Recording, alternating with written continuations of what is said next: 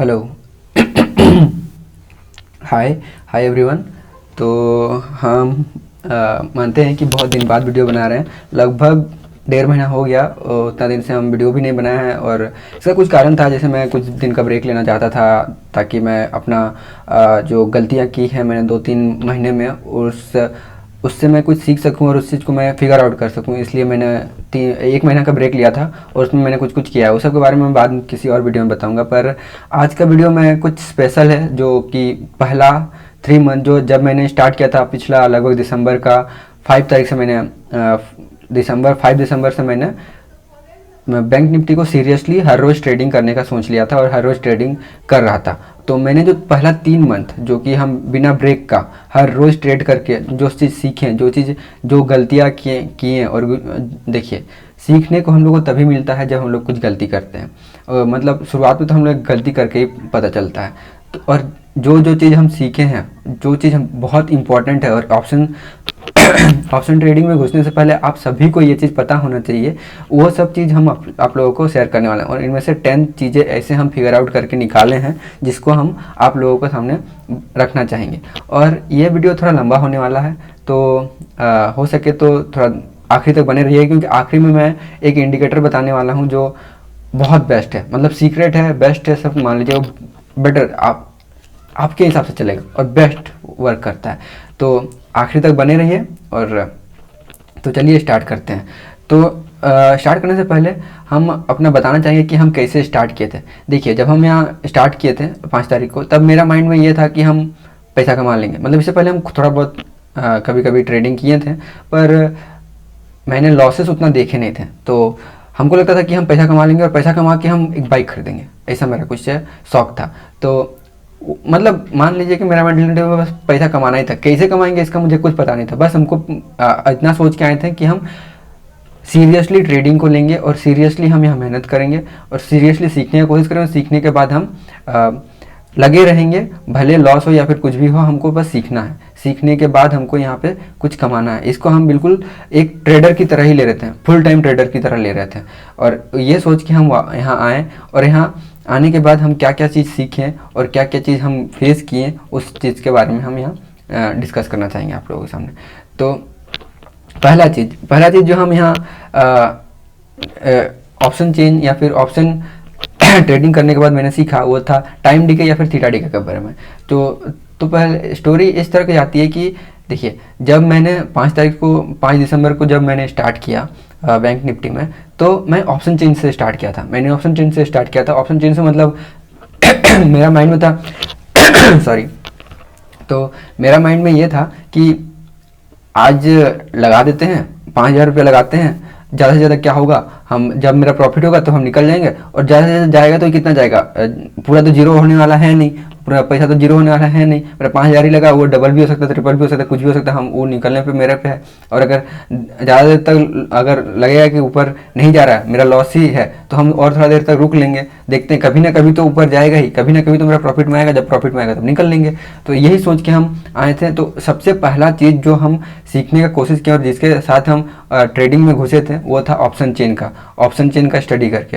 वो कुछ चैनल्स हैं, कुछ ऐसे चैनल हैं जो मतलब वो ऑप्शन सेलर हैं और उनका बहुत बड़ा चैनल है। तो उनसे ही मैंने सीख के, उनसे जो भी चीज़ सीखने को मिल रहा था वो चीज़ सीख के मैंने ऑप्शन चेन का एनालिसिस करके, पीसीआर होता है एक, प्राइस टू कॉल रेशियो, उस चीज़ का एनालिसिस करके मैंने हर 1 मिनट में एनालिसिस करके, राइटिंग्स के लिख के या फिर उसका कैलकुलेशंस करके मैं ट्रेड लिया करता था। और आप लोगों को मतलब मैंने पहले के वीडियो में दिखाया भी है कि पहला 1 या फिर 2 दिन का ट्रेड में मेरा प्रॉफिट में गया था। 1,000-2,000 रुपये का ट्रेड मेरा प्रॉफिट में था। और वो प्रॉफिट में जाने के बाद हमको लगने लगा कि शायद हमको आ गया है। तो उसके बाद हम, अगर मेरा लॉस में भी जाता फिर भी हम वहाँ पे ट्रेड में बने ही रहते हैं, क्योंकि हम सोच के ही आए थे कि हमको यहाँ कम से कम 3 से 4 महीना लगातार करना है और हमको फुल टाइम ट्रेडर की तरह ही करना है। तो हम सीख के कर रहे थे। तो मेरा 2 दिन तक बिल्कुल प्रॉफिट में रहे, 1,000 का प्रॉफिट मेरे को मिला। तो वो सब कुछ ठीक था। अब देखिए, फिर तीसरा दिन मेरा लॉस हुआ। और जब हम एक महीना भर तक कुछ कुछ ट्राई करते रहे तब हमको पता चला कि हाँ थीटा डी के नाम का भी कोई चीज़ होता है। थीटा डी के जब हम इसके बारे में रिसर्च किए तो हमको पता चला कि अगर जो मेरा कंसेप्शन था कि हम 5,000 रुपया लगा देंगे, ज़्यादा से ज़्यादा नीचे जाएगा फिर भी हम रुके हुए रहेंगे, और ऊपर जाएगा, जब ऊपर जाएगा मतलब जब प्रॉफिट में आएंगे तब हम निकल जाएंगे।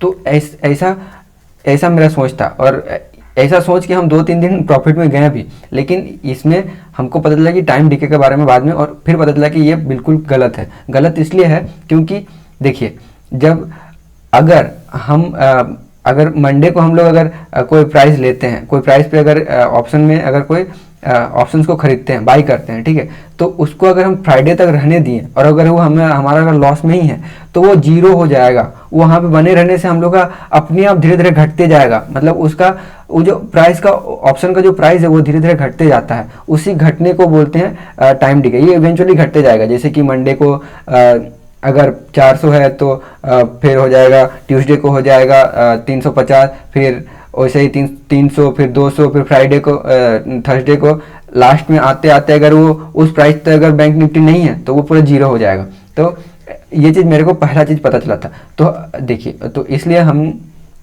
पहला चीज़ सीखें जो था टाइम डिके। तो हम लोगों को इससे क्या सीखने को मिलता है कि पहला मिथ जो मेरा माइंड में था कि बैंक निफ्टी में एक बार पैसा डाल दो, जाएगा तो बस जितना नीचे जाएगा बैठे रहेंगे, और एक हफ्ता तक टाइम है, एक हफ्ता में अगर प्रॉफिट मिला तो हम लोग प्रॉफिट में निकल जाएंगे, अगर लॉस है तो थोड़ा देर तक रुके रहेंगे, कभी ना कभी तो प्रॉफिट में आएगा ही। पर ऐसा नहीं होता है, ऐसा नहीं होता है। अगर हम लोग वहाँ बैठे रहे तो हम लोग का धीरे धीरे पैसा ऑप्शन सेलर्स के पास चला जा रहा है, तो हम लोग का धीरे धीरे लॉस होते ही जा रहा है। तो इसलिए हम लोग को ये टाइम डिके पहला चीज़ जो हम लोग को पता करना चाहिए, जिसके बारे में हम लोग को सीखना चाहिए ऑप्शन बाइंग में घुसने से पहले। तो ठीक है, अब ये हो गया पहला चीज़। अब दूसरा है difference between option buying and option selling. जैसे कि हम लोग ऑप्शन बाइंग में थीटा डिके का मतलब लॉस होता है। अगर आप ऑप्शन बायर हैं तो थीटा डिके का आपको लॉस होगा, लेकिन वही जो देखिए, कोई तो अगर लॉस कर रहा है तो किसी के पास तो जा रहा है। तो ऑप्शन सेलर जो होते हैं उनके पास जो थीटा डिके का जितना भी पैसा अगर किसी रेंज में अगर बना हुआ है मार्केट, तो अगर उसी रेंज में अगर ऑप्शन बाइंग करके आप बैठे हुए हैं तो आपका धीरे धीरे पैसा आप ऑप्शन सेलर्स के पास जा रहा है। तो ये ऑप्शन सेलर्स के लिए फायदेमंद है। तो ऐसे ही ऑप्शन बायर्स का मेंटलिटी और उनका स्ट्रेटजीज, कैसे उन लोग बैंक निफ्टी को ट्रेड करते हैं, और ऑप्शन सेलर्स का माइंडसेट और उनका स्ट्रेटजीज, उनको कैसे ट्रेड करते हैं, उनका कैसे कब ट्रेड लेना है, दोनों का एंट्री और एग्जिट पॉइंट अलग अलग होता है, ठीक है। और अलग अलग होने के कारण अलग अलग माइंडसेट भी होता है। दोनों देखिए, ऑप्शन सेलर्स को ट्रेड में लेने के बाद बैठे रहने से उन लोग का पैसा बनता है, लेकिन ऑप्शन बायर्स को अगर ज़्यादा देर तक ट्रेड में लेकर बैठे रहेंगे तो थीटा डिके का उनका लॉस होता है। तो इस कारण से दोनों का माइंडसेट दोनों अलग अलग होता है। तो इससे हमको दूसरा चीज़ हमको जो सीखने को मिला था यहाँ ऑप्शन ट्रेडिंग में आने के बाद, वो था कि ऑप्शन बाइंग और ऑप्शन सेलिंग दोनों डिफरेंट चीज़ है, और दोनों जो ऑप्शन बायर है और ऑप्शन सेलर्स का माइंडसेट में बहुत अंतर रहता है। तो इससे हम इससे क्या पता चला कि देखिए, अगर आप ऑप्शन सेलर्स का वीडियोस देख के आप सीख रहे हैं और उनको अगर फॉलो कर रहे हैं और आप उनका स्ट्रेटेजीज को अगर आप ट्रेडिंग में यूज़ कर रहे हैं, तो देखिए आपको सीखने को तो मिलेगा, लेकिन बहुत ज़्यादा कुछ सीखने नहीं मिलेगा। तो हम देखिए, ऐसा नहीं है कि उनसे कुछ सीखने नहीं मिलेगा, आप उनको भी देखिए, लेकिन हो सके तो आप फॉलो कीजिए जेन्युइन ऑप्शन बायर्स को, जिनसे आप सीख सकते हैं ऑप्शन बायर्स को, ठीक है। अगर आप ऑप्शन बाइंग कर रहे हैं तो ऑप्शन बायर्स को ही फॉलो कीजिए मतलब उनसे सीखने की कोशिश कीजिए, वो क्या उनका माइंडसेट को रीड करने की कोशिश कीजिए कि उनका कैसा माइंडसेट है, उन लोग क्या क्या स्ट्रेटेजीज फॉलो कर रहे हैं, उनका कैसा माइंडसेट के साथ ट्रेड कर रहे हैं। उन चीज़ को अगर उनका वीडियोज़ अगर आप देखेंगे, उनको अगर फॉलो करेंगे, तो आपको ज़्यादा सीखने को मिलेगा, और आपको वो ये भी बता सकते हैं कि क्या क्या गलतियां आप कर सकते हैं। पर अगर आप ऑप्शन सेलिंग करते हैं तो ऑप्शन सेलर्स को ही वॉच कीजिए। ऑप्शन बाइंग से आपको उतना कुछ नहीं सीखने मिलेगा, माइंडसेट आपको सीखने नहीं मिलेगा।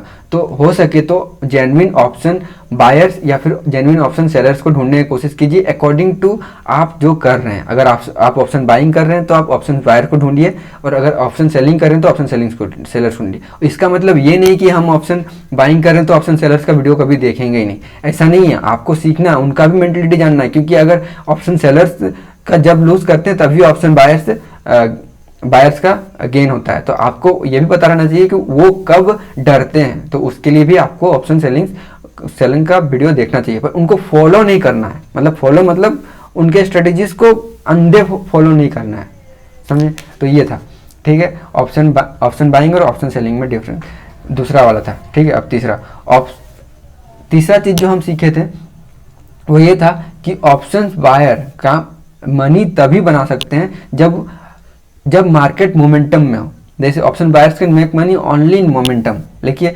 मोमेंटम मतलब जैसे कि अगर बैंक निफ्टी किसी रेंज में फंसा हुआ है, ठीक है, किसी रेंज में बिल्कुल फंसा हुआ है, एक ऊपर का रेंज है और एक नीचे का, जैसे 42 और 43,000 के 42,000 और 42,500 के बीच में फंसा हुआ है, ठीक है। तो उस बीच में ऐसा नहीं कि पैसा बन नहीं सकता, लेकिन उसमें भी अगर मोमेंटम रहा तो बनेगा। लेकिन अगर जब ब्रेकआउट करके अगर मोमेंटम में है मार्केट, तो उसमें ज़्यादा पैसा बनने का चांस रहता है। तो जब तक मार्केट वन साइडेड नहीं जा रहा है तब तक कोई ऑप्शन बायर का पैसा नहीं बनता। अगर किसी रेंज में फंसा हुआ और उसी जगह पे रुका हुआ है तो आप उस जगह पे मत बने रहिए, क्योंकि उससे आपका लॉस होगा। तो ये आप समझ लीजिए। देखिए ऑप्शन सेलर्स का 3 तरीके से बन सकता है। जब मार्केट ऊपर जा रहा है तो तब भी वो पैसा बना सकते हैं। जब मार्केट नीचे जा रहा है तब भी वो पैसा बना सकते हैं। अगर किसी रेंज में फंसा हुआ है, ऊपर नीचे बस हो रहा है और उस रेंज को क्रॉस ही नहीं कर रहा है, तो भी उनका पैसा बनता है, क्योंकि थीटा डी के कारण उनका पैसा बनते रहता है। तो इस कारण उन लोग का, इसीलिए बोलते हैं ऑप्शन सेलिंग में ज़्यादा प्रॉफिट होने का चांसेस है। ऑप्शन बायर्स का लॉस करने का चांसेस ज़्यादा है, और ऑप्शन सेलर्स का विन होने का चांसेस बहुत ज़्यादा है। तो इसलिए तो हम जो तीसरा चीज़ सीखे थे वो था ऑप्शन बायर तब भी पैसा बना सकते हैं जब वो लोग मोमेंटम में हो तो, ठीक है। अब इतना कुछ सीखने के बाद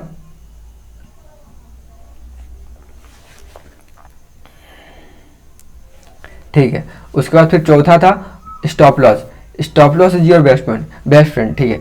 देखिए जब हम शुरुआत में ट्रेडिंग शुरू किए थे तो हम ऑप्शन चेन से किए थे, पर ऑप्शन चेन के साथ मेरा प्रॉब्लम ये था कि हमको स्टॉप लॉस का पता ही नहीं था कि कहाँ पे जाके हमको स्टॉप लॉस लेना है, कहाँ पे हमको लेने से कहाँ से हमको मार्केट से निकल जाना है और कहाँ से हमको रुके रहना है।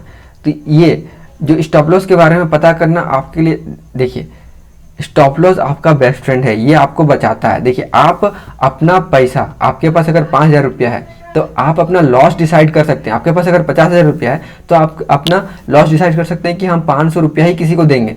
आप कितना लेना है वो आप डिसाइड नहीं कर सकते। तो पहले आपके पास इतना ही मौका है, आपके पास जो हाथ में है उसको डिसाइड कीजिए कि आप, मेरे पास 500 का ही डिसीजन है हम। और फिर आपके पास जो नॉलेज है, कि नॉलेज में आपको लग रहा है कि यहाँ से ऊपर जाएगा, लेकिन उसमें से ये भी डिसाइड करके रखिए कि अगर वो नहीं गया तो हम इस रेंज के नीचे, इस पॉइंट के नीचे अगर आया तो मेरा स्टॉप लॉस होगा। ये आपको पैसे को बचाता है, ठीक है। तो इसलिए हम लोगों को स्टॉप लॉस हम लोग का बेस्ट फ्रेंड है। बेस्ट फ्रेंड जैसे हम लोग को प्रोटेक्ट करता है वैसे ही स्टॉप लॉस हम लोग को प्रोटेक्ट करता है। तो स्टॉप लॉस के बारे में सबसे पहले सीखिए। अगर बैंक निफ्टी को सीखना है तो आपका स्टॉप लॉस के बारे में सीखिए, कहाँ से मार्केट जाएगा उसके बारे में सीखिए। और स्टॉप लॉस जानना बहुत जरूरी है कि कहाँ से मार्केट रिवर्स हो सकता है, कि वहीं से आपको स्टॉप लॉस देना है, ठीक है। तो स्टॉप लॉस के बारे में जानना बहुत जरूरी है। तो ये स्टॉप लॉस हम लोग का बेस्ट फ्रेंड है, इसके बारे में हमको पता चला था। और ये कितना स्टॉप लॉस लेना है ये कोई एक दिन का नहीं है, हर रोज आपको डिसाइड करना पड़ता है, हर रोज आपको एनालिसिस करना पड़ता है कि हमको कितना स्टॉप लॉस लेना है, कितना नहीं लेना है, इसके ऊपर रिसर्च करना पड़ता है। आपको उसको हमेशा ध्यान में रखना पड़ेगा। तो हाँ, तो बस इतना याद रखिए कि स्टॉप लॉस कोई बुरी बात नहीं है। बहुत सारे ट्रेडर्स ये बताते हैं कि स्टॉप लॉस नहीं लेना है हम लोग को। स्टॉप लॉस ले लीजिए, स्टॉप लॉस आपका बेस्ट फ्रेंड है, स्टॉप लॉस ही आपको बचाता है। स्टॉप लॉस बहुत अच्छी चीज़ है। हाँ, स्टॉप लॉस को बुरा कभी मत मानिए। स्टॉप लॉस को अच्छा समझ के उसको ले लीजिए। जब भी स्टॉप लॉस में अगर आपका हिट हो रहा है तो मान लीजिए कि आप गलत थे, आप शांति से निकल जाइए, अपना गलती मान लीजिए और शांति से निकल जाइए, ठीक है। अब चौथा चीज़ है मनी मैनेजमेंट। देखिए हम लोगों ने स्टॉप लॉस के बारे में सीखा, ऑप्शन बायर जब आप मोमेंटम में ही पैसा बनाता है इसके बारे में सीखा, टाइम डिके सीखा, ऑप्शन बाइंग सीख लिया। लेकिन अब देखिए जब हम पहली बार आए थे ना बैंक निफ्टी इंडेक्स में ट्रेडिंग करने के लिए, ऑप्शंस में ट्रेडिंग करने के लिए, हम बस 10,000 रुपये लेके आए थे। इसके क्या हुआ, मेरा पहला 2 दिन तो हम प्रॉफिट किए 1,000 रुपया, 10,000 से 12,000 हो गया। फिर कुछ दिन तक हम लॉस करते रहे, ठीक है। एक दिन हम 2,000 का लॉस किए। फिर उसके बाद मेरा पूरा मतलब कैपिटल ही मतलब कम से कम 6,000 में हो गया। तो अब हम मंडे को भी हम ट्रेड नहीं कर सकते थे क्योंकि 25 क्वांटिटी लेने में ही हमको 7-8 रुपया लगता था। तो फिर मेरा क्या हो गया, पूरा माइंडसेट ही चेंज हो गया। अब मेरा माइंडसेट ट्रेडिंग के सीखने का नहीं, अब हमको कैपिटल को फिर से गेन करने का है कि मेरा कैपिटल खत्म हो गया। हमको हमेशा अब प्रॉफिट का ही ये है, हम अपना लॉसेस को ही हैंडल नहीं कर पा रहे थे। तो देखिए आपको अगर मार्केट में कुछ सीखना है तो आपको कम से कम मान के चलना होगा कि 3 महीना तो मिनिमम, 3 महीना तक आपको कुछ समझ नहीं आएगा। 3 महीना के बाद ही जो कुछ भी आप किए हैं उस चीज़ को एनालाइज करेंगे, तब आपको थोड़ा बहुत कुछ समझ में आएगा। तो कम से कम 3 महीना तो आपको ऐसा मान के चलना होगा कि आपको बस कर रहे हैं, जो आपको आता है उस चीज़ को फिर रिसर्च कर रहे हैं, आप उसको डाल रहे हैं कहीं पे, और जो भी अब अच्छा हुआ नहीं हुआ उसके बाद आप रिसर्च कर सकते हैं, उसके बाद उसको एनालाइज कर सकते हैं। तो आपको 3 महीना तक बने रहने के लिए आपको अपना मनी को, अपना जो कैपिटल है उस कैपिटल को कम से कम 5 से 6 गुना डिवाइड करना होगा। और उस डिवाइडेड मनी से ही आप उसमें अगर आप ट्रेडिंग करते हैं तो आपका लॉस, अगर देखिए आपका अगर 50,000 रुपया का कैपिटल है, 50,000 में अगर आप 5,000 रुपये में अगर ट्रेडिंग कर रहे हैं तो आपका लॉस हो सकता है 1,000 रुपया। तो एक दिन में आपका लॉस हो सकता है 1,000 रुपया। तो भी आप 20 से, अगर मान लेते हैं हर रोज आप लॉस कर रहे हैं, तो भी आप 20 से 22 दिन 25 दिन तक आप ऐसे भी लॉस करते रहें तो भी 22,000 ही आपका जा रहा है।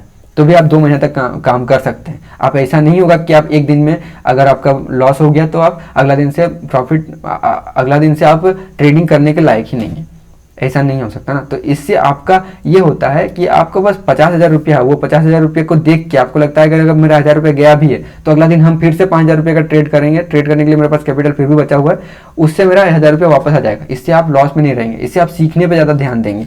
देखिए शुरू में तो लॉस होता ही है, लॉस होगा ही, वो तो मान के रहिए कि आपको होगा ही लॉस, क्योंकि आपको आता क्या है, अभी आपको तो अभी रिस्क मैनेजमेंट भी नहीं आता, मनी मैनेजमेंट भी नहीं आता है। तो ये चीज़ आप, अगर आप भी ये गलती कर रहे हैं कि आप 10,000 रुपया से 1,00,000 रुपये बनाने की कोशिश कर रहे हैं, देखिए बिल्कुल नहीं बनने वाला। हो सके तो आप 1,00,000 रुपया लेके आइए और 1,00,000 रुपया से 10,000 रुपया में बस कैपिटल की 10,000 रुपया में बस ट्रेडिंग कीजिए।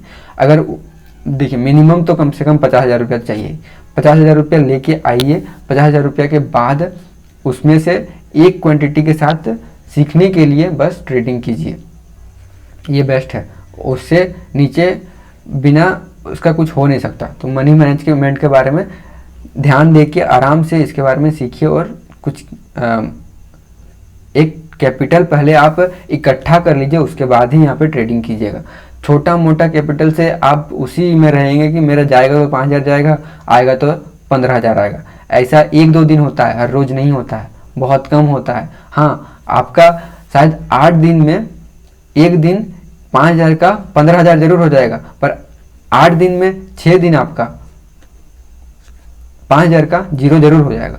अगर आपका इसी माइंडसेट का बिना मनी मैनेजमेंट का कर रहे हैं, तो बिना मनी मैनेजमेंट का मतलब यही है कि आप 5,000 का 15,000 करने के लिए आए हैं, ठीक है। ठीक।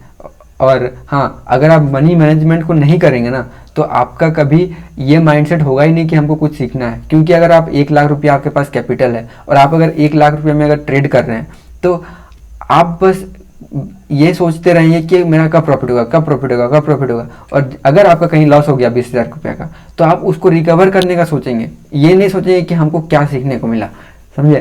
तो इसलिए हम लोग को मनी मैनेजमेंट करना चाहिए, ठीक है। एक और चीज, रिच वर्सेस वेल्थ। देखिए हम लोग को हम जैसे आपको बताए थे कि हम यहाँ बैंक निफ्टी आने से पहले ये तो सोच के रखे थे कि हम यहाँ सीखने के लिए आ रहे हैं, हम बहुत दिन तक रहेंगे, मतलब सीरियसली ट्रेडिंग करके हम सीखने के लिए आ रहे हैं, थोड़ा बहुत शुरू में अगर लॉस भी होगा तो भी चलेगा, पर मेरा माइंड में यही था कि हमको एक बाइक खरीदना है, ठीक है, हमको शो ऑफ करना है। ऐसा लग रहा था जैसे कि मेरा बाप का पैसा है, हमको बस उठा के घर ले जाना और उसमें से बाइक खरीदना, ये तो ये सोचता, बल्कि ये बिल्कुल गलत था। देखिए यहाँ पे दो चीज़ होता है, बैंक निफ्टी आपको वेल्दी बना सकता है, रिच नहीं। रिच का मतलब ये हो गया जो शो ऑफ करते हैं कि मेरे पास इतना पैसा है, आप और उसका हम दिखाएंगे, आईफोन लेंगे, आईफोन लेके घूमेंगे, मेरे पास बाइक होगा, मेरे पास कार होगा, मेरे पास इतना बड़ा बड़ा घर होगा। अगर उस चीज़ के देख के अगर आप आ रहे हैं तो आप बिल्कुल ये याद रखिए कि ये हो नहीं सकता, आपको बैंक निफ्टी रिच नहीं बना सकता, ठीक है। हाँ, ये बहुत दिन तक मेहनत करने के बाद वो आपका बाई प्रोडक्ट हो सकता है कि आपको उतना बड़ा बड़ा घर मिल गया, लेकिन आपको वो बैंक निफ्टी रिच नहीं बनाएगा, आपको वेल्दी जरूर बना देगा। देखिए वेल्दी का मतलब ये हो गया कि पहले एक कहानी सुनते हैं। देखिए हम गांव के हैं, हम गांव में रहते हैं, तो हम गांव में देखे हैं कि गांव में हम लोग गाय रखा करते थे, ठीक है। गाय हम लोग को बछड़ा देती थी, गाय हम लोग को दूध देती थी, ठीक है। गाय हम लोग को दूध देती थी, और गाय जब दूध देती थी तो मम्मी उसका बहुत ख्याल रखा करती थी, हमेशा ख्याल रखा करती थी, ठीक है। तो क्या, और वो गाय हम लोग को दूध दे रही तो हम लोग को पूरा घर भी चला रही है, हम लोग दूध बेचा भी करते थे, फिर वो बछड़ा देगी, वो बड़ा होगा, फिर उसको भी बेच सकते हैं, फिर अगर वो एक और बछड़ा जो गाय ही निकली तो वो एक और, मतलब इसमें मल्टीप्लाई हो सकता है ना, तो हम लोग का और भी दूध जाता रहेगा, और भी हम लोग बेच सकते हैं, और भी कुछ कुछ कर सकते हैं, तो ये कर सकते थे। मतलब हम लोग का वो एक सोर्स ऑफ इनकम है, वो हम लोग का एसेट है। और एसेट को हम लोग प्यार करते हैं, अगर एसेट को इज्जत देते हैं, उसको अगर कोई आके बोले कि हमको इसको खरीद लेना है, ठीक है, और खरीदने अगर मेरा घर में है और हम ये बोलें कि उस गाय को हम बेच देंगे, और बेचने के बाद हम क्या खरीदेंगे, बेचने के बाद हम एक कुछ ऐसा चीज़, हम बहुत सारा कपड़ा खरीद लेंगे, हम उस बेचने के बाद एक आईफोन खरीदेंगे, ठीक है, आईफोन नहीं तो एक फ़ोन खरीदेंगे। जैसे गाय आता है, अब 30,000 तक अगर एक गाय आता है तो उस गाय को हम बेच देंगे और 30,000 में बेच देंगे, और 30,000 में एक और सैमसंग का फ़ोन खरीद लेंगे। तो उससे क्या फ़ायदा हुआ, मेरा शॉप तो कर लेंगे, पर मेरा पैसा तो जिसमें हमको रेगुलर इनकम आ रहा था वो तो चला जाएगा। लेकिन अगर आपका घर में बच्चा है और मम्मी आपके लिए रोज़ दूध निकाल रही है और उसको बेच भी रही है, उसका रेगुलर सोर्स ऑफ इनकम है, तो उस गाय का हमेशा ख्याल रखा जाता है, उसको बेचने की कोशिश नहीं किया जाता है। वही मेंटलिटी आ जाता है। जब देखिए बैंक निफ्टी में या फिर ऐसे ट्रेडिंग करके आपका पैसा ही पैसा बना के देता है, तो जब आप पैसे से पैसे बनाने लगते हैं ना, तो आपको समझ में आता है कि पैसा का वैल्यू क्या है। वो आपके लिए वो गाय बन जाती है, उसको आप खर्च नहीं करेंगे, उसको खर्च करने से पहले आप बहुत बार सोचेंगे, ठीक है। जो दिखाते हैं ना कि बहुत बड़ा बड़ा घर है, वो अपना कैपिटल का, अगर उनके पास 1 करोड़ है ना, तो 1 करोड़ में वो 1 लाख रुपया खर्चा करते हैं। वो उनका नेसेसिटी है कि उनको खर्च करना है, वो दिखाने के लिए नहीं खर्च करते हैं, ठीक है। वो बहुत 1% ही अपना कैपिटल का खर्च करते हैं अपने आप को, क्योंकि वो नेसेसिटी उनका बन गया है, ठीक है। इसलिए वो उनका रिचनेस नहीं है। रिचनेस का मतलब ये हो गया कि हम लोग जो सोच के आते हैं कि हम 2 लाख रुपया कमाएंगे, 2 लाख रुपया कमा के हम एक बाइक खरीद लेंगे, ऐसा नहीं होगा। आप जब बैंक निफ्टी में रहेंगे तब आपको पता लगेगा कितना मुश्किल है पैसा से पैसा कमाना। जब आप उसी चीज़ को पैसा से जब पैसा कमाने लगते हैं, और आप अगर मान लेते हैं 2 लाख रुपया कमा भी लिए, ठीक है, तो आपको उस पैसे का वैल्यू पता चल जाएगा कि उस 2 लाख रुपये में आपको कितना पैसा, कितना कष्ट से आप कमाए हैं, और उस 2 लाख से आप और कितना कमा सकते हैं, क्योंकि आप तब तक सीख जाएंगे। तो वो आपका मेंटलिटी बदल देगा कि आपको रिच रहने नहीं देगा, आपको वो शॉप करने नहीं देगा। तो उससे आपको ऐसा मेंटलिटी चेंज हो जाएगा कि आप वेल्दी तो बन जाएंगे, आपके पास पैसे होंगे, वो फ्रीडम आपको प्रोवाइड कर देगा, लेकिन आपको रिच नहीं बनाएगा, वो आपको शो ऑफ करने का मौका नहीं देगा। हाँ, आपको जितना ऐसा कंसेप्शन बना होगा ना कि हम बैंक निफ्टी में पैसा कमाएंगे, इतना कमा लेंगे, इतना घूमेंगे, उतना ही करेंगे, नहीं मिलेगा। बहुत ज़्यादा मेहनत करना पड़ता है, बहुत ज़्यादा ही मेहनत करना पड़ता है। यहाँ हर वक्त आपको टाइम देना पड़ता है, हर मिनट आपको टाइम देना पड़ता है। पूरा दिन में अगर आप अगर 9 to 5 जॉब में अगर आप परेशान है ना, उसमें अगर 9 घंटा काम करके, 6 घंटा काम करके अगर परेशान है ना, तो आप इसमें और ज़्यादा परेशान होंगे, क्योंकि यहाँ आपको मार्केट में तो बने भी रहना है, पूरा दिन भर बैठे भी रहना है, उसके बाद भी आपको 9 घंटा और रिसर्च करना है खुद के ऊपर, जिसका कुछ पता नहीं है कि क्या हमको रिसर्च करना है, बस आपको देखते रहना है। आपको इतना बोरिंग बना देना पड़ेगा बैंक निफ्टी को कि आपको, देखिए रिसर्च का मतलब ही ये होता है कि आपको बैंक निफ्टी को देख देख के आपको इतना बोरिंग कर दिया जाए, बोरिंग लगने लगे कि आप दूसरा दिन कुछ ना कुछ ढूंढ लें, ये होता है। तो आपको जो लगता है ना 6 घंटा काम करके बोरिंग, तो यहाँ पे कम से कम 15 घंटा हर रोज काम करना होगा, हर रोज आपको एक जगह पे बैठे रह के काम करना होगा। तो इस वो जो रिचनेस वाली जो फ्रीडम आपको जो दिखती है ना, जो टीवी में दिखने लगेगा, वो ऐसा कुछ नहीं होने वाला। हाँ, आपको ये वेल्दी जरूर बना देगा कि वो फ्रीडम दे देगा, वो पैसा आपको, मतलब आपको किसी और के लिए काम नहीं करना पड़ेगा। आपको अगर संतुष्टि मिलता है ट्रेडिंग करके तो ही आइए। संतुष्टि मिलता है मतलब रिस्क भी जानते हैं, सब कुछ जानते हैं, सब कुछ, उसके बाद ही आइए, ठीक है। तो ये हो गया रिच और वेल्दी का। वेल्दी का स्पेलिंग गलत है क्या, हमको नहीं पता, छोड़ो। ये डिफरेंस है रिच और वेल्दी। तो हम लोग क्या सीखें, बैंक निफ्टी आपको वेल्दी बना सकता है, रिच नहीं। और रिच बनने का शौक से अगर आए हैं तो ये सीख लीजिए कि ये आपको वेल्दी बना सकता है, रिच नहीं। अगर इसके बारे में आपको अगर थोड़ा अच्छा से जानना है ना, तो कुकू एफएम में एक बुक है, हम उसी से सीखे थे। तो उसमें जाके, बुक का नाम भूल गया, आप चेक कीजिएगा, वहाँ पे मनी मैनेजमेंट ऐसा कुछ करके होगा। तो उसमें से अगर देखिएगा तो आपको बहुत अच्छे से बताएगा। तो ये बहुत अच्छा चीज़ था जो हमको बताना चाहें। उसके बाद फिर देखिए एक और होता है difference between money management and risk management. देखिए हम लोग मनी मैनेजमेंट के बारे में सीख गए कि मनी मैनेजमेंट होता है कि हम लोगों का अपना कैपिटल अगर 1 लाख रुपया है तो उसको हम लोगों का 5,000 या फिर 10,000 रुपया का ही हम लोग को ट्रेड करना है। इससे हम लोग का जो लॉस होने का, हम लोग को कितना प्रिपेयर है लॉस लेने के लिए, वो चीज़ हम लोग का मेंटेन हो जाता है, ठीक है, मनी मैनेजमेंट से ये चीज़। पर रिस्क मैनेजमेंट बिल्कुल ही अलग होता है। बहुत कोई मनी मैनेजमेंट और रिस्क मैनेजमेंट को एक ही मान लेते हैं, नहीं, एक नहीं होता है, दोनों में बहुत अंतर है। मनी मैनेजमेंट हम लोग को, मनी मैनेजमेंट कोई भी कर सकता है, शुरुआत से भी आप मनी मैनेजमेंट पूरा कर दीजिए। मतलब आप 1 लाख रुपये लेके आए हैं तो पूरा एक लॉट से ट्रेड कीजिए तो आपका मनी मैनेज हो गया, पर आपका तब तक रिस्क मैनेज नहीं हुआ है। आपको कुछ रिस्क मैनेजमेंट तब आता है ना, तब जब आपके पास नॉलेज होता है कि हमको कहाँ पे कितना ट्रेड करना है, हमको कहाँ पे कितना रिस्क लेना है। जब आपको अपना स्टॉप लॉस पता रहता है कि यहाँ से ऊपर जाएगा, यहाँ आ गया तो ये रिवर्स हो जाएगा, तब हम लोग का रिस्क मैनेजमेंट होता है। कहाँ पे कितना दूर जा सकता है, मतलब अगर ट्रेंडिंग में है तो हमको कितना रिस्क लेना चाहिए, और अगर ट्रेंड से हम लोग अपोजिट ले रहे हैं तो हम लोग कितना रिस्क लेना चाहिए। तो हम लोग का नॉलेज के साथ रिस्क मैनेजमेंट होता है। तो देखिए शुरुआत में तो हम बोलेंगे कि अगर 1 लाख रुपये लेके आ रहे हैं तो बिल्कुल एक लॉट से कीजिए, क्योंकि उससे कम हम लोग अपना रिस्क को मैनेज कर ही नहीं सकते हैं, उससे कम हम लोग का रिस्क हो ही नहीं सकता। तो सबसे लोएस्ट रिस्क में रिस्क को पूरा लोएस्ट कर दीजिए, और मनी मैनेजमेंट तो हम लोग बेस्ट करने की कोशिश करते हैं। मनी मैनेजमेंट अपने हाथ में है। जब आप ये मनी मैनेजमेंट को करते हैं ना, तब आपको धीरे धीरे आपको पास नॉलेज आता है, और फिर नॉलेज आता है ना, तब आपको रिस्क मैनेजमेंट करते हैं। और रिस्क मैनेजमेंट एक बहुत बड़ा फैक्टर है मार्केट में सक्सेसफुल ट्रेडर बनने का।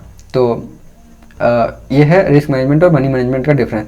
और आप जितना ज़्यादा मतलब मार्केट में बने रहेंगे ना, तो आपको बहुत सारा चीज़ पता चलेगा, सपोर्ट रेजिस्टेंस पता चलेगा, और ट्रेंड लाइन के बारे में पता चलेगा, ट्रेंडिंग में है, कौन सा ट्रेंड में है, अप ट्रेंड में है, डाउन ट्रेंड में है, कहाँ पे रेंज में फंसा है कि नहीं है, कैसा है क्या नहीं। फिर आप हर कैंडल में आप एनालिसिस नहीं करने लगते हैं। फिर आपको कितना कब ट्रेड लेना है, कहाँ पे कितना अमाउंट में लेना है, कहाँ पे कितना क्वांटिटी लेना है, ये सब चीज़ आप डिसाइड करने लगते हैं जितना ज़्यादा दिन तक रहेंगे उससे। और जितना ज़्यादा टाइम रहेगा उतना ज़्यादा आपको नॉलेज भी बढ़ेगा। तो इससे आप रिस्क मैनेज कर सकते हैं। तो ये है रिस्क मैनेजमेंट और मनी मैनेजमेंट का डिफरेंस। इसको भी हम लोगों को सीख लेना चाहिए। देखिए हम सीरियल वाइज बता रहे हैं, अगर आप शुरू से देखते जाएंगे ना तो आपको पता चल जाएगा। आप ही अगर आप शुरुआत में हैं तो आपको ये सब कुछ समझ में नहीं आएगा, लेकिन अगर आप शुरुआत में है तो आप इस सबको नोट्स ले लीजिए, नोट्स के हेडिंग सब कम से कम लिख लीजिए, और धीरे धीरे पता करने की कोशिश कीजिए कि ये सब होता क्या है।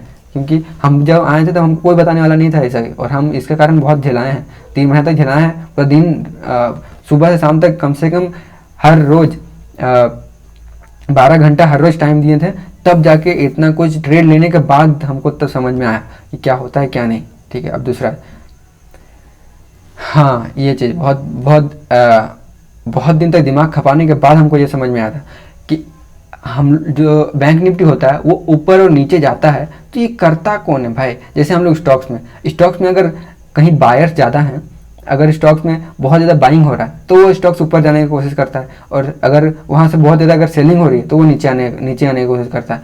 तो इसका मतलब स्टॉक्स को डिसाइड करता है कौन है, बायर्स और सेलर्स। अगर सेलर्स ज़्यादा हैं तो नीचे आएगा, बायर्स ज़्यादा है तो ऊपर जाएगा। तो हम लोग भी तो यहाँ ऑप्शन बाइंग में बाइंग कर रहे हैं, तो हम लोग डिसाइड करते हैं क्या, मतलब जितना ज़्यादा बाइंग होगा ऑप्शन बायर्स होगा उतना ज़्यादा ऊपर जाएगा क्या, ऐसा हम सोचते थे। ये चीज़ हमको बिल्कुल पता नहीं था कैसे होता है क्या नहीं होता है।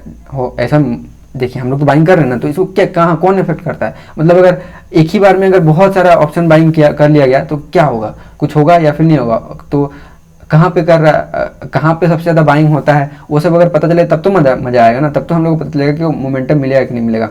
तो ये चीज़ कौन अफेक्ट करता है इसको पता करना बहुत ज़रूरी होता है।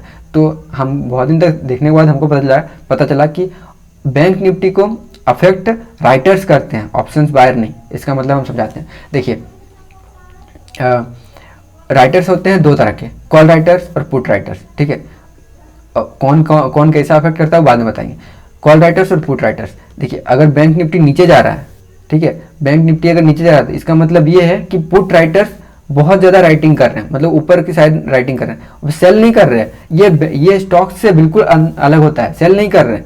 मतलब पुट राइटर्स मतलब स्टॉक्स में जो सेलिंग होता है और बाइंग होता है वो डिफरेंट होता है, बैंक निफ्टी में डिफरेंट होता है, ठीक है। तो हम इसके ऊपर एक वीडियो डेडिकेटेड बनाए हुए हैं, अगर हम यहाँ पे समझना है तो उसको आप देख सकते हैं। देखिए राइटर्स लोग अफेक्ट करते हैं, अगर पुट राइटर्स अगर ज़्यादा हैं, ठीक है, पुट राइटर्स बायर्स होते हैं, ठीक है, तो पुट राइटर्स अगर ज़्यादा हैं तो मार्केट ऊपर की तरफ जाने की कोशिश करेगा, और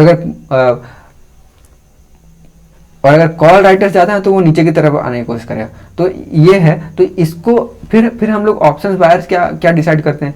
देखिए ऑप्शन बायर्स कुछ डिसाइड नहीं करते हैं, ठीक है, ऑप्शन बायर्स कुछ नहीं डिसाइड करते हैं। ऑप्शन का जो प्रीमियम होता है ना, वो प्रीमियम इवेंचुअली जीरो होने वाला है, तो बैंक निफ्टी तो जीरो होने वाला है नहीं तो वो ऑप्शंस का प्राइस जीरो होने वाला है, और ऑप्शंस बायर कुछ डिसाइड नहीं करते हैं बैंक निफ्टी में। ऑप्शन बायर्स बस इतना कर सकते हैं कि अगर बहुत सारे ऑप्शन बायर्स आ गए हैं और एक ही स्ट्राइक प्राइस में अगर ले रहे हैं तो उस स्ट्राइक प्राइस का वैल्यू बहुत ज़्यादा बढ़ जाएगा। जैसे अगर 42,000 का प्राइस को आप देखेंगे कि वो अभी 400 है, और अभी बहुत ज़्यादा अगर वहाँ पे ऑप्शन बायर्स, बैंक निफ्टी को छोड़ दीजिए, बैंक निफ्टी उसी जगह पे है, और बहुत ज़्यादा अगर ऑप्शन बायर्स उस स्ट्राइक प्राइस को 42,000 का अगर बहुत ज़्यादा खरीद रहे हैं तो 400 से 500 हो जाएगा, भले बैंक निफ्टी कहीं जाए या ना जाए, ठीक है, क्योंकि वहाँ पे बहुत ज़्यादा बायर्स आ गया। और वहीं पे अगर बहुत ज़्यादा सेलिंग हो रहा है तो वो नीचे आ जाएगा अपने आप। तो ऑप्शन बायर्स बस उस ऑप्शंस का प्राइस को डिसाइड करते हैं, और राइटर्स डिसाइड करते हैं कि बैंक निफ्टी ऊपर जाएगा फिर नीचे जाएगा, ठीक है। तो ये डिफरेंस है, इसके बारे में सोचिएगा, क्योंकि इससे आपको बहुत सारे स्ट्रेटेजीज में काम आएगा, ठीक है।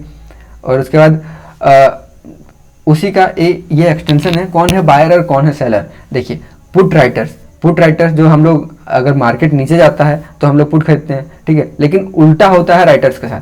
तो पुट राइटर्स नीचे अगर बहुत ज़्यादा पुट राइटर्स है, जैसे कि स्टॉक्स में अगर बाइंग बहुत ज़्यादा हो रही है तो स्टॉक्स ऊपर की तरफ जाता है, वैसे ही पुट राइटिंग अगर बहुत ज़्यादा हो रहा है किसी में, अगर बैंक निफ्टी में, इसका मतलब ये है कि बैंक निफ्टी ऊपर जाएगा, ठीक है। अगर बैंक निफ्टी ऊपर जा रहा है मतलब समझ लीजिए कि पुट राइटिंग बहुत ज़्यादा नीचे हुई है और हो रही होगी, और कॉल राइटिंग्स अगर बहुत ज़्यादा हुआ है तो बैंक निफ्टी नीचे जाएगा, और अगर बैंक निफ्टी नीचे जा रहा है मतलब कॉल राइटिंग हुआ है कहीं ना कहीं, ठीक है। ये हो गया। देखिए इस सब के बारे में अगर आप जानिएगा ना, तो आप जो वीकली एक्सपायरी में आप लोग जो ट्रेड करते हैं ना, तो कौन कहाँ पे डरेगा, ऑप्शन सेलर्स कहाँ डरेंगे, कॉल राइटर्स कहाँ डरेंगे, तो कॉल राइटर्स पुट राइटर्स कहाँ कहाँ डरेंगे, कहाँ नहीं डरेंगे, इसके ऊपर आप एनालाइज कर सकते हैं। क्योंकि इस सबको अगर पता नहीं होगा तो फिर आपको एनालाइज करने में बहुत दिक्कत होगा। तो ये इसलिए आप लोगों को जान लेना चाहिए कि पुट राइटर्स और कॉल राइटर्स में डिफरेंस, कौन है बायर और कौन है सेलर्स, ठीक है। अब देखिए सीक्रेट इंडिकेटर्स के बारे में, एक सीक्रेट इंडिकेटर जो हम आप लोगों को बताना चाहते हैं, जो कि बहुत इंपॉर्टेंट है, और सब बोलते हैं कि इंडिकेटर।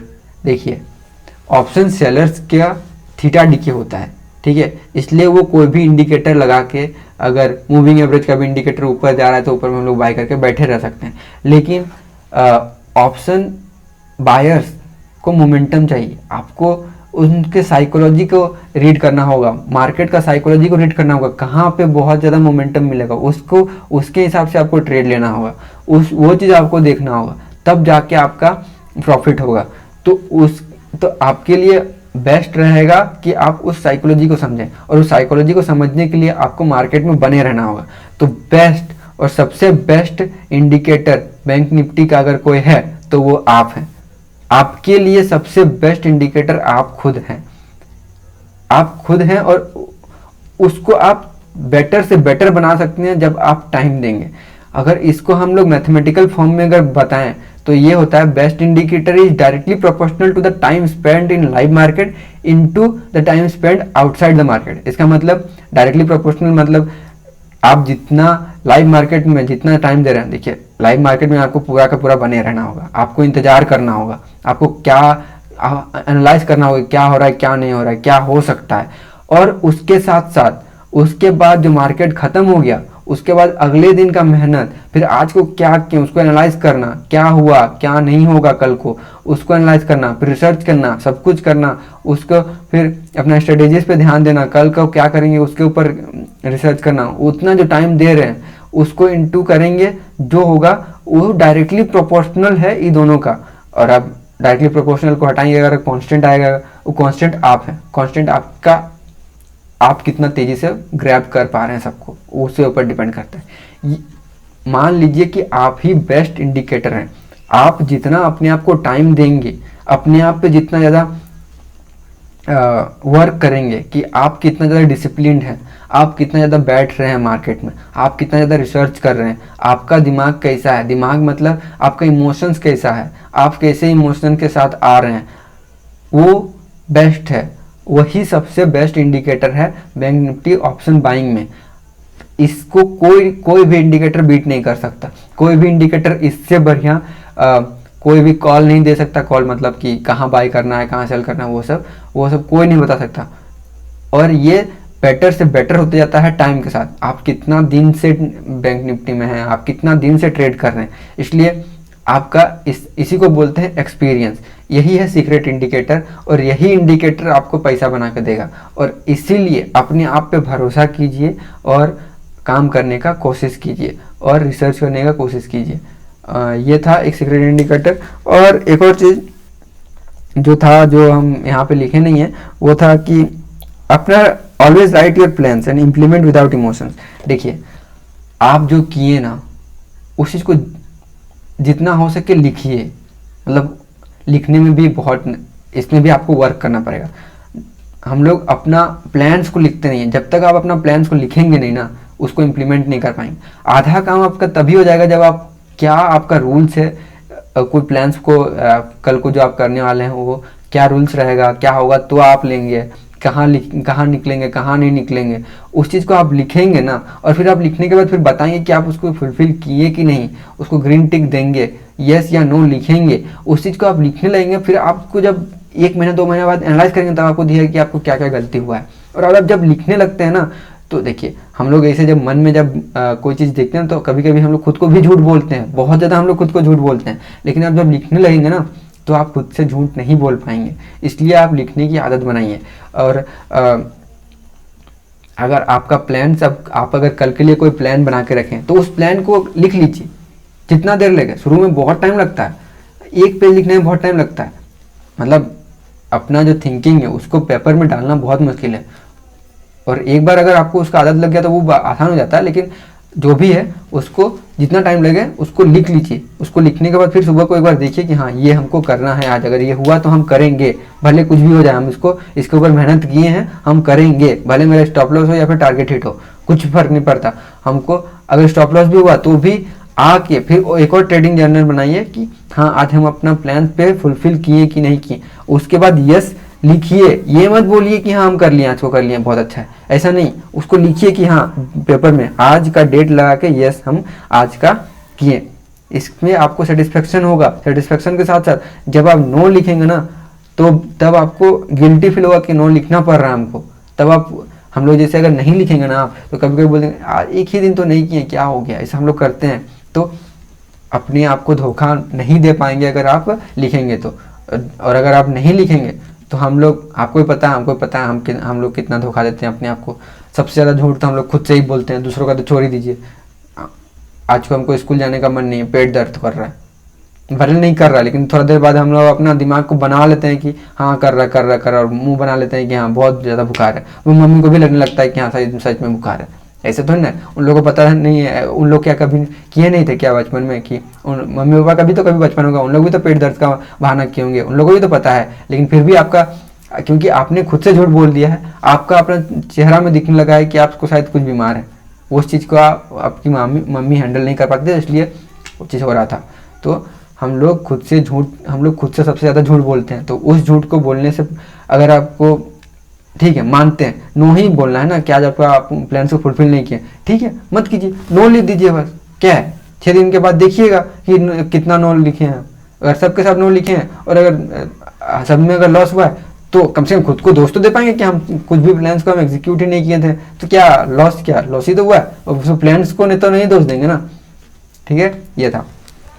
तो ये 11 चीज़ था, हमको लगता है कि सब बहुत बेटर है। और हमको ये देखिए, हम खुद भी लिख के रखे हैं, हम खुद भी बनाते हैं ट्रेडिंग जर्नल, और इसको देख के हमको बहुत सेटिस्फेक्शन मिलता है कि हम 3 महीना में ये 11 चीज़ सीखे हैं।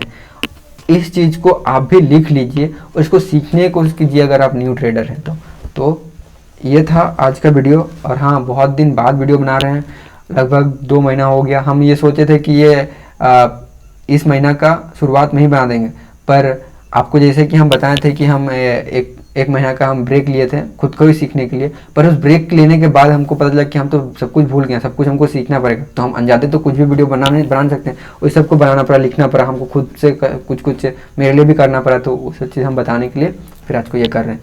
तो उम्मीद करते हैं आप लोगों को शायद हम अच्छा से समझा पाए होंगे। कभी कभी हम रुक भी रहे थे, तो इसके लिए माफ़ कीजिएगा, और हो सके तो वीडियो को लाइक कर दीजिए और सब्सक्राइब भी कर लीजिएगा। Thank you, bye.